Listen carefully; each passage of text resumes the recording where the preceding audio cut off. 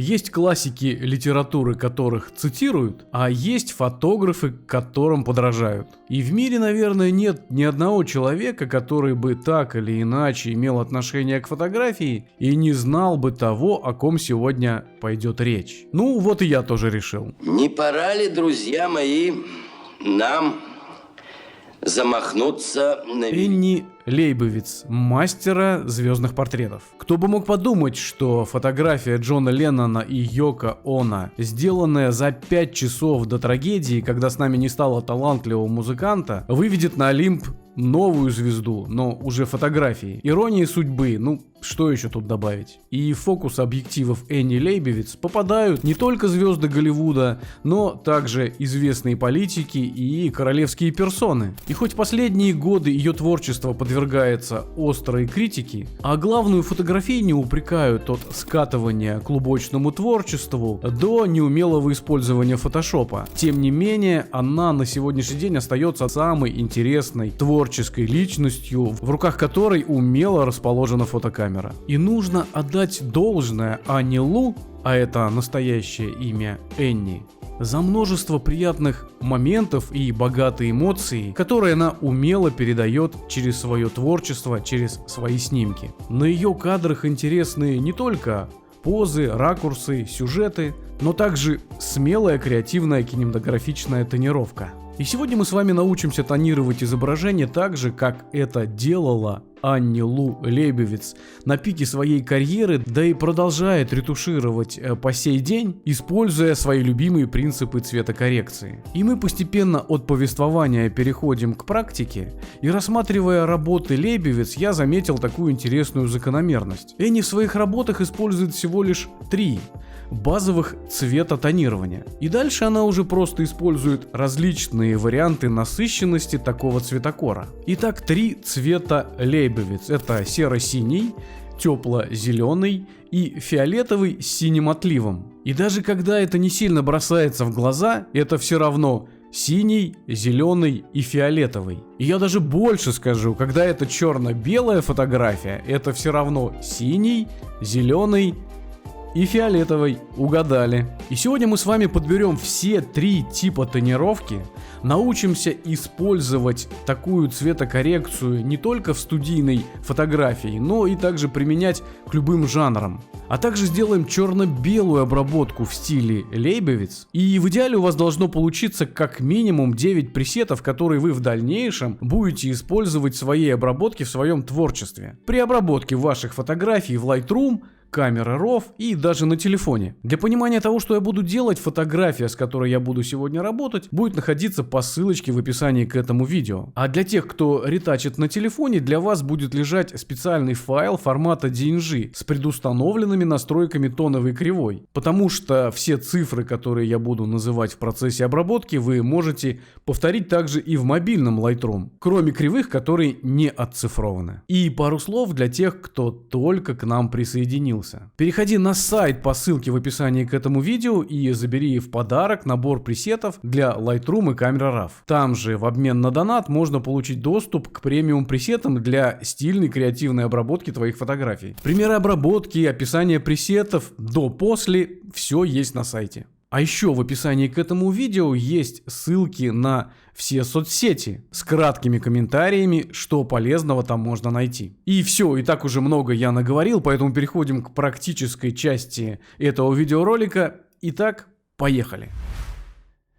Особая благодарность замечательному фотографу Саше Русских за предоставленную фотографию. А мы с вами находимся в Lightroom и начинаем. И начинаем мы с серо-синей тонировочки. Слева у нас референсное фото, это фотография Лейбовиц. Все референсные фото, которые я сегодня использую, они также будут находиться по ссылке к этому видео. Вы можете сделать окошечко так же, как у меня. Кликнуть внизу на кнопку сравнения. В левое окно перетащить фотографию референс, на которую вы будете ориентироваться. В правом окне ваша фотография, с которой вы работаете. Итак, поехали, базовые настройки. Для того, чтобы ваши ползунки двигались плавно, удерживаем кнопочку Shift И давайте сразу сделаем экспозицию немного поярче, потому что фотография выполнена в таком низком ключе. И, пожалуй, я сделаю прям посильнее, поярче. Наверное, у меня будет значение вот 1.67. Контраст мы немного понизим, потому что мы будем добавлять его кривой. И где-то будет он у меня, ну пусть, наверное, минус 49. На фотографии Энни практически нет бликов, а это говорит о том, что светлые области погашены. Давайте сделаем их полностью минус 100. А тени наоборот осветлим, и у меня будет значение где-то, пожалуй, 53, плюс 53.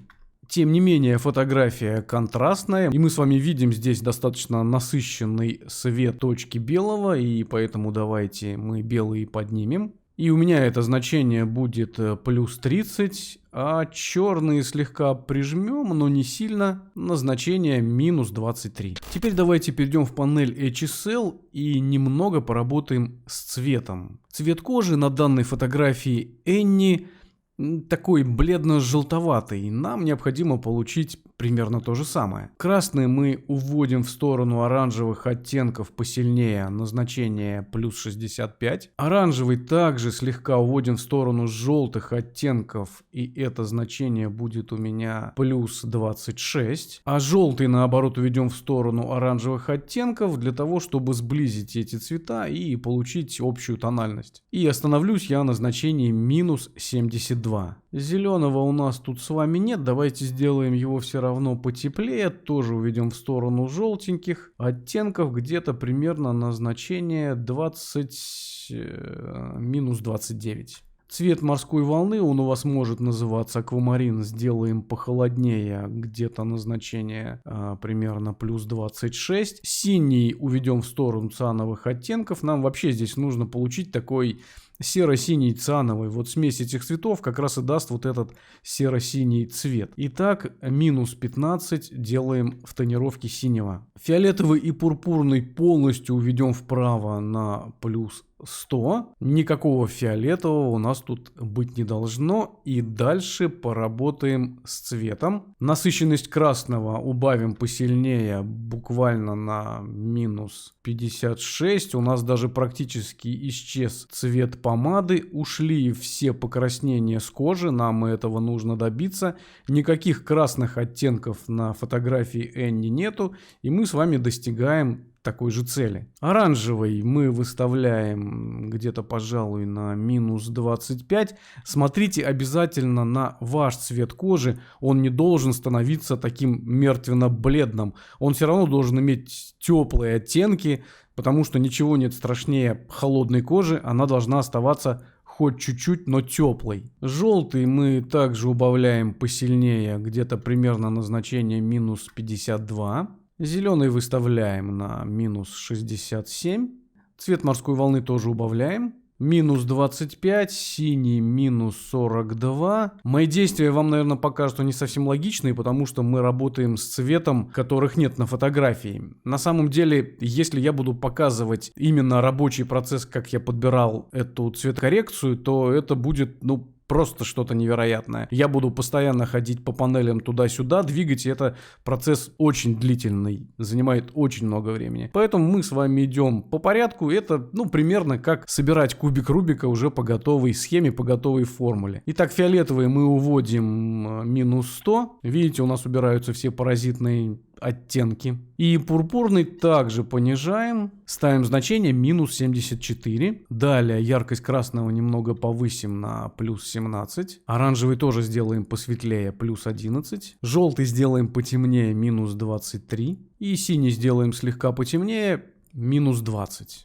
Таким образом, мы с вами сделали практически обесцвеченную фотографию, но она, тем не менее, из-за баланса белого остается пока еще теплой. Нам на ней необходимо получить и более холодные оттенки. Давайте мы оттенок и оставим на значение плюс 5, а температуру понизим посильнее. Нам необходимо добиться такого серого цвета ближе к синему. И это значение у меня будет 5000. 65 Кельвин. Далее, друзья, переходим в кривую. Многие говорят, что кривая у них по разным причинам не двигается. Скорее всего, у вас в коррекции включен вот этот вот червячок такой. И когда эта функция работает, тогда вы не можете цеплять самые крайние точки кривой, они зафиксированы. Поэтому, если у вас эта функция активирована, отключайте ее, переходите в RGB. Это после надписи коррекции второй значок, белый. Далее, друзья, удерживая кнопки Shift и Alt, вы получите плавное движение вверх и вниз. При этом ваша кривая не будет двигаться влево-вправо. А если вы будете удерживать только кнопочку Alt, ваши движения также будут плавные, но при этом вы можете выставлять те значения, которые я буду вам называть. Итак, давайте мы среднюю точку выставим на параметры вход 130, это двигаем слегка влево и вниз, а выход на значение 123. Сейчас покажу второй способ. Самую нижнюю точку мы с вами трогать не будем, среднюю точку выставим на параметры, кликаем, ну, примерно вот сюда, где-то на середину, и внизу вводим цифры 54, вход 54, выход 26. И теперь зажимаем опять Shift и Alt и выставляем значение верхней точки 255 вход и 218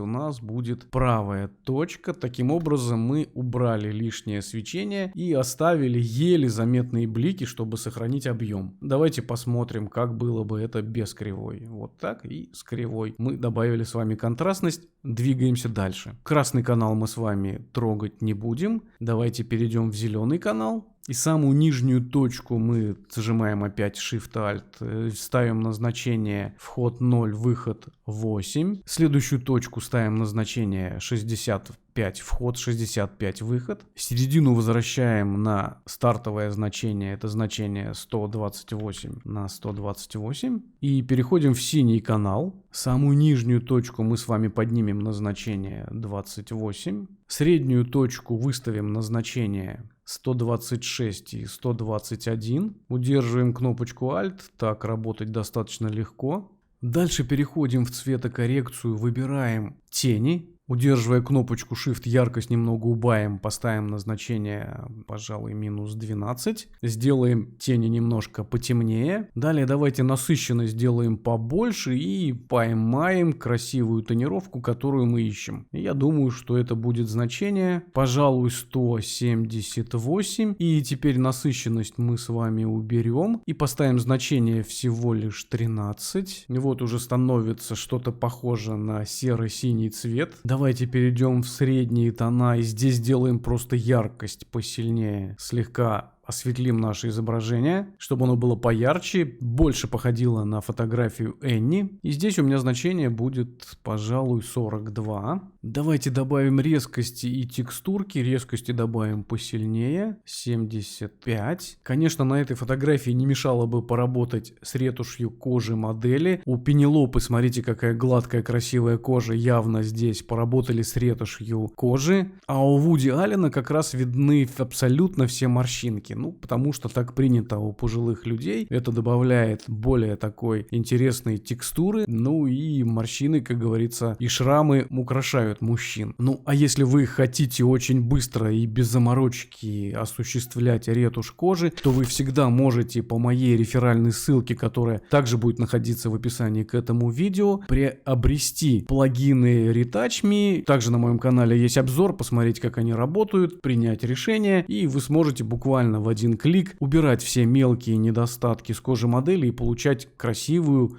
гладкую, объемную кожу с приятным цветом. Ну, а мы двигаемся дальше. Во-первых, давайте сначала перейдем в эффекты и добавим немного виньетки. Поставлю я сразу на значение где-то минус 10. Так, центр я уведу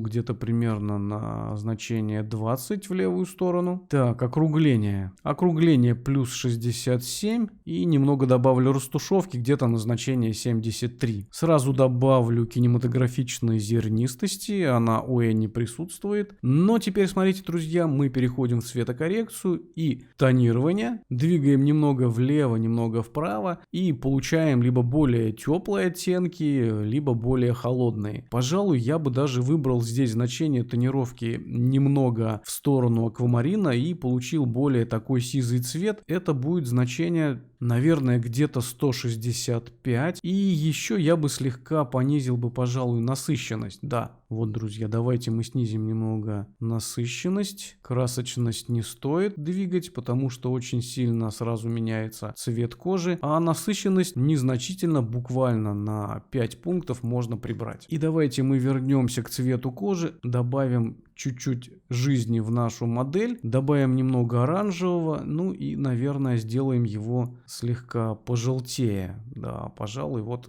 как-то так. Ну и можно сделать еще даже поярче, также значением оранжевый ползунок увести вправо. Еще раз вам напоминаю, что данная обработка, она конкретно для этой фотографии. Если вы будете обрабатывать какую-то свою фотографию, обращайте внимание на все ползунки, особенно те, которые касаются цвета кожи. А мы получили с вами синий пресет, по-моему, очень даже неплохо. Давайте мы его сохраним. Кликаем стили плюс создать стиль. Давайте создадим новую группу, которую мы назовем Анилу. Смотрите, чтобы у вас не были включены обработка и профиль, баланс белого и экспозиция. Желательно еще удалить, активировать коррекцию профиля. Смотрите, чтобы не были включены маски. Пишем название пресета Blue и далее кнопочку создать. Итак, друзья, пресет мы сохранили, синий цвет мне такой очень понравился, но посмотрите, это не совсем то, что мы видим на референтной фотографии. Насколько интересно, сравнение цветов играет с нами злую шутку. Когда мы рассматривали отдельно референтное фото, оно выглядело вот синим, а когда мы попытались получить такую тонировку и немного пересинили, несмотря на то, что нам понравилась такая тонировка и мы сохранили ее в пресет, но теперь референтное фото выглядит более серым и более фиолетовым. Давайте мы доведем все-таки фотографию до ума и сохраним еще один пресет. Так, давайте мы с вами сделаем немножко потеплее, где-то примерно на... Давайте пока сделаем 5500 кельвинов. Так, оттенок сделаем, введем в сторону фиолетовых оттенков. Так как мы теперь видим, что у нас здесь должно быть больше фиолетового, поставлю я оттенок плюс 15. Дальше, друзья, давайте мы в тенях тональность также уведем вправо, в сторону более нейтральных оттенков и где-то поставим на значение, пожалуй, ну, наверное, 199. На значении 200 остановлюсь. И насыщенность я тоже немного убавлю, поставлю на значение 10. Теперь смотрите, у нас вот тут проявились в светлых местах сильные фиолетовые такие артефактные оттенки. Это, конечно, не айс. Так, вот это убирается вот этим ползунком. Фиолетовый цвет в тональности двигаем влево и убираю я его на минус 51. Все, этот цвет мы с вами побороли. И давайте мы не будем сравнивать самый темный участок. Пожалуй, я выберу вот такой вот участок. Он по свету совпадает. Ну, еще лампа смотрит у меня в глаза. Алиса, выключи свет. Так, ну что, ребят, теперь мы в тонировочку точно попали. Обратите внимание, цвет коррелируется и практически это одно и то же. Так, ну теперь у нас цвет кожи стал более красноватый такой, и его можно поправить еще за счет калибровки, когда мы в цветном канале красный цвет двигаем немного правее. Видите, у нас сразу меняется красный на желтый оттенки, это больше соответствует нашему референсному изображению, и красный мы также можем немножко убавить. Таким образом, я тон красного сделал плюс 20, насыщенность минус 19. И давайте немного прижмем еще оранжевый. Сделаем более бледный цвет кожи. Минус 33, насыщенность оранжевого. И, пожалуй, я, наверное, знаете, что еще сделаю? Мне кажется, что все-таки не хватает фиолетового. Давайте мы с вами в зеленом канале вот этот ползунок потянем немного вниз на несколько значений. Посмотрим, что получится. Сейчас у нас координаты точки 65-65. Зажимаю я две клавиши Alt и Shift и тяну немного вниз. 65-64, 65-63. Ну, как, не слишком много фиолетового добавил. Давайте на одну ступеньку вернем назад. 64. Пожалуй, вот этот цвет более похож. Давайте мы теперь перейдем в синий канал. Точку черного, который у нас с координатами 0,28, потянем вниз и уведем ее на значение где-то, пожалуй, 24. 23. Ну да, наверное 23, 0,23. Но вот сейчас мы получили более похожие серые оттенки. Я бы даже еще чуть-чуть добавил бы фиолетового. Прям чуть-чуть. 63. В цветах появляется краснота. Для этого можно перейти в красный канал и верхнюю точку потянуть немного вниз, чтобы убрать излишнюю красноту и поставить на значение 255. 249 это новые координаты в красном канале верхней точки. Ну, давайте, друзья, посмотрим еще раз. Может быть, сделать еще чуть-чуть потеплее? Давайте поэкспериментируем. 5774 температура. И еще добавим фиолетовых оттенков. Вот тут в этих местах мне что-то не нравится циан. Давайте мы в зеленом канале точку черного опустим на значение 5,05. Все, теперь мы побороли вот этот излишний синий цвет. Сохраняем пресет, который называем Gray.